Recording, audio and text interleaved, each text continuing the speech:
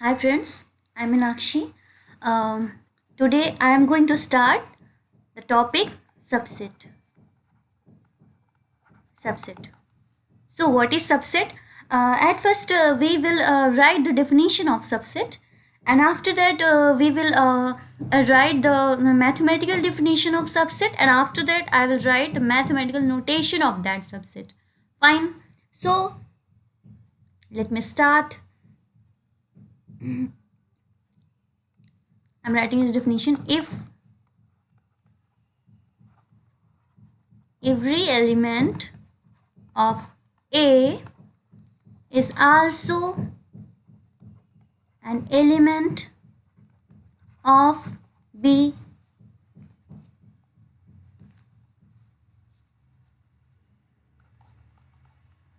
then set A is called subset of B. Okay, and as I noticed, I will write now the mathematical definition.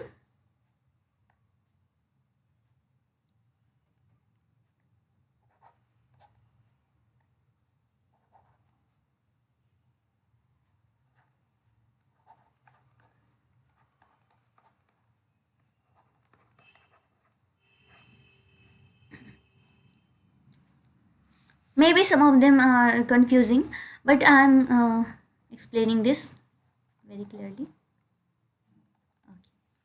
So let me start in Hindi. If every element अगर कोई set हमारे पास ए है, suppose हम पहले example से इसको समझते हैं. हमारे पास कोई सेट ए है जिसके एलिमेंट्स हैं 1 2 3. We always take 1 2 3 because this is the very simplest example, so don't worry about this. You can take a b c, you can take anything. Okay, you can take 10 20 30, and that all depends on you, but I am just taking it for the simplest one. That is the simplest one, so easy to come in the mind to write anything easiest way, so I write this. So okay, fine.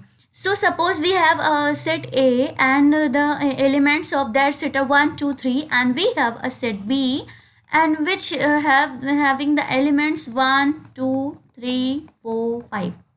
Now go to the definition. अगर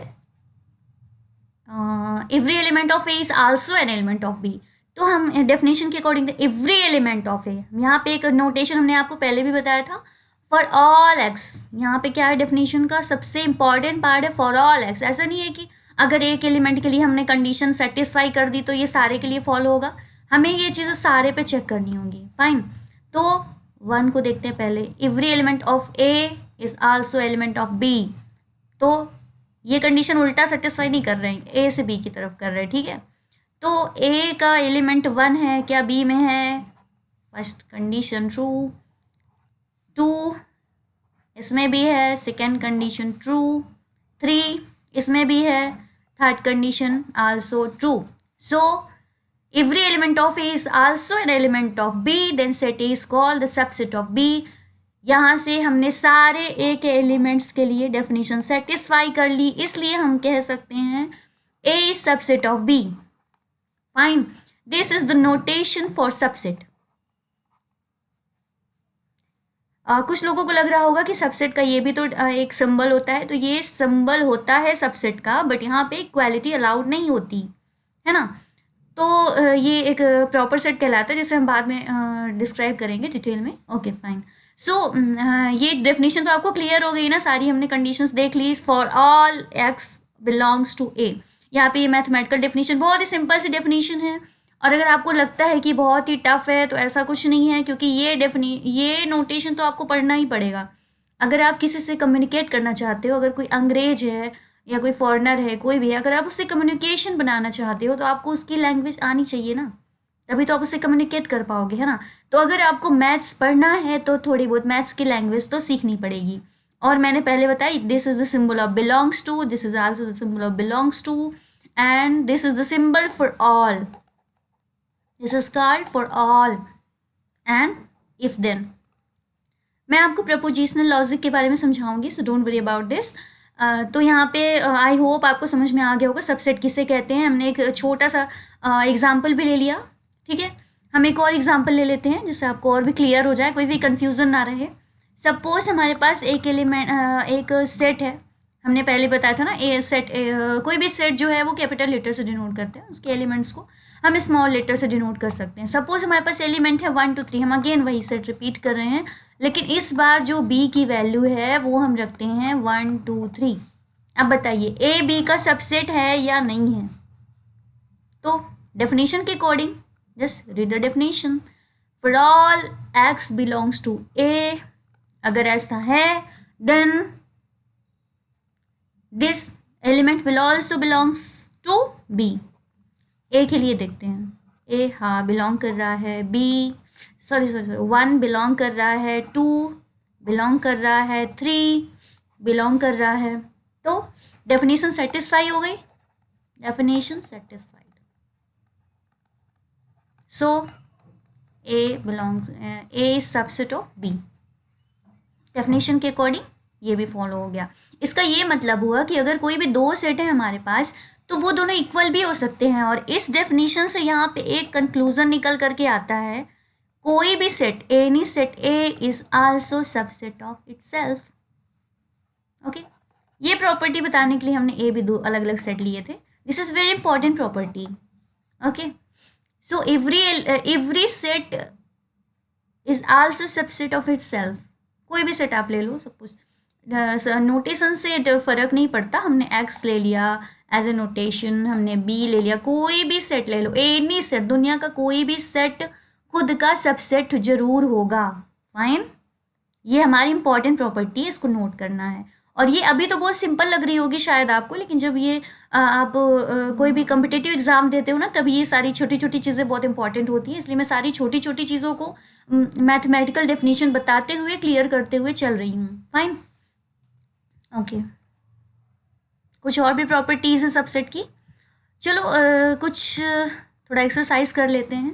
like we have a set A, छोटा सा set ले लेते हैं 1 2।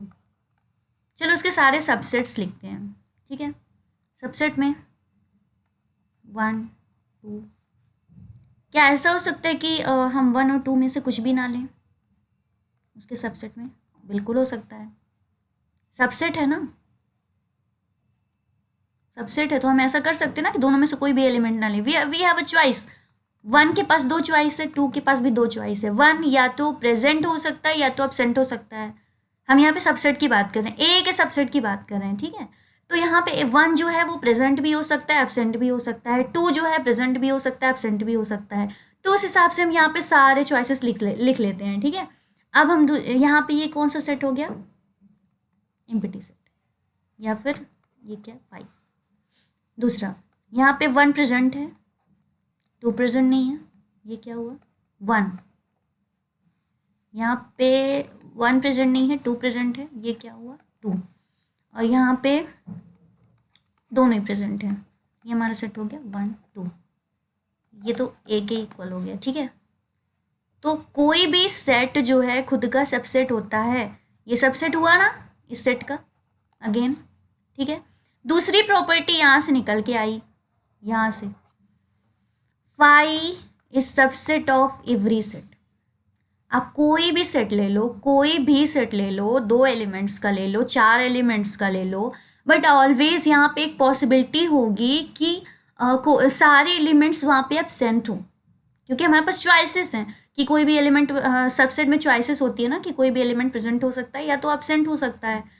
तो यहाँ से हमें ये क्लियर हो गया है कि हम कोई भी सेट ले लें, 2 एलिमेंट का ले लें, 4 एलिमेंट का ले लें, ऑलवेज वहाँ पे एक पॉसिबिलिटी होगी ना कि हम ऐसा भी तो कर सकते हैं कि सारे एलिमेंट्स को ही वहाँ से हटा दें, है ना, क्योंकि डेफिनेशन के अकॉर्डिंग ये सेटिस्फाई कर रहा है ना। For all element of phi must also belongs to A. अब यहाँ पे जब फाई का कोई एलिमेंट ही नहीं है तो ये कंडीशन पहले से ही ट्रू हो गई। एलिमेंट ही नहीं है ना तो हम किस पे देखेंगे, है ना। तो ये सबसेट हो गया। और यहाँ से भी हमें क्लियर हो गया कि हमारे पास 2 चॉइसेस थी, या तो 1 और 2 को बिल्कुल ना रखें, है ना, फिर ऐसे करके मेरे पास टोटल 4 यहाँ पे चॉइसेस थी, है ना, क्योंकि हर एक एलिमेंट के लिए हमारे पास 2 चॉइसेस होती हैं। तो यहाँ पे फाई जो है वो किसी भी सेट का सबसेट होगा। दूसरी इंपॉर्टेंट प्रॉपर्टी हमने डिराइव कर ली। फाइन, फाई किसी भी सेट का सबसेट होगा ही होगा। इसको हम ऐसे भी लिख सकते हैं, ये है ना। अब यहाँ पे ए हो, बी हो, एक्स हो, कुछ भी हो, हमेशा कोई भी सेट है, फाई ऑलवेज किसी भी सेट का सबसेट होगा। ठीक है, ओके। हाँ, यहाँ पे छोटी सी चीज़ और देख लो। यहाँ पे मैंने ऐसा नहीं बोला फाई बिलोंग्स टू ए, मैंने ऐसा बिल्कुल नहीं बोला। ठीक है, इस चीज़ को आप बहुत अच्छे से ध्यान देना। मैंने फाई बिलोंग्स टू ए नहीं बोला, मैंने बोला फाई इज सबसेट ऑफ ए, क्योंकि हमने पहले देखा था ना फाई एक सबसेट होता है, सबसेट का जिसमें बिल्कुल भी एलिमेंट ना हो, जिसकी कार्डिनलिटी 0 हो। ठीक है, तो फाई एक एलिमेंट यहाँ पे नहीं है, फिलहाल ये सबसेट है। एलिमेंट भी हो सकता है, बट उसकी बात हम जब पावर सेट पढ़ाएंगे तब करेंगे। फाइन, तो यहाँ पे फाई क्या है, हमने ये नहीं कहा कि बिलोंग्स टू है, हमने ये कहा कि सबसेट है। ठीक है, अब तीसरी प्रॉपर्टी, हमने यूनिवर्सल सेट की डेफिनेशन पढ़ी थी। क्या थी यूनिवर्सल सेट की डेफिनेशन? कि हमारे पास जो भी सेट हम ले रहे हैं अंडर इन्वेस्टिगेशन, मीन्स कोई भी हम फर्दर स्टडी करना चाहते हैं तो हमें लिस्ट चाहिए होती है। और लिस्ट की जो प्रॉपर एक मैथमेटिकल एक फॉर्मल क्या बोलें उसको, फॉर्मल टर्म है, वो है सेट। क्योंकि हम मैथ्स में लिस्ट से ज़्यादा सेट की बात करेंगे, क्योंकि सेट की एक मैथमेटिकल प्रॉपर डेफिनेशन है अपने पास, है ना। तो कोई भी सेट जो भी हम लेते हैं फर्दर स्टडी करने के लिए, तो वो एक सेट का हमेशा सबसेट होगा, और वो सेट हमारी यूनिवर्सल सेट होगा, है ना।